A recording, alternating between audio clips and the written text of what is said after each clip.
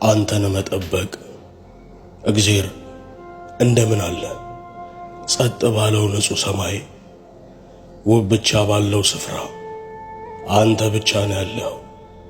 እግዚአብሔር ስትናፍቀኝ እንኳን መምጣት አቁሜያለሁ እልህ እንጂ ካንተማ ምን ጎደለኝ።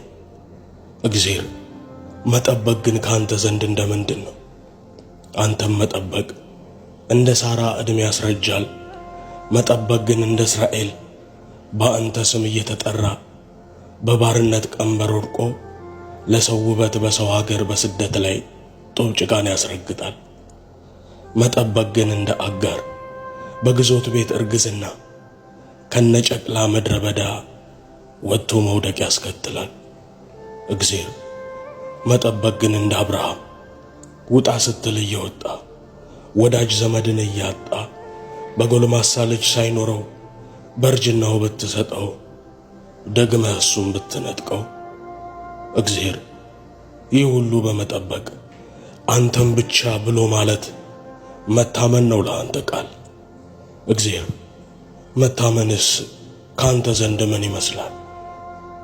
ላንተ ለአንዱ ታማኝ መሆን እንደ ኢዮብ ያለን ሁሉ በአንድ ጀንበር ከእጅ አስጥሎ ባዶ ያስቀራል። እግዚአብሔር ይህ ሁሉ አንተ ሳታውቅ የሚሆን ምንም የለም። መጠበቅ ግን ያላንዳች መልስ ሳይመጣ ካንተ የሆነ ዝም ብሎ በታማኝነት በመጠበቅ መመላለስ። ከመቅደስህ ደጃፍ ሳርቅ ዕድሜያችንን እኛ ፈጀን በመጠበቅ አንተን ብለን መልሳችንን ሳንቀበል።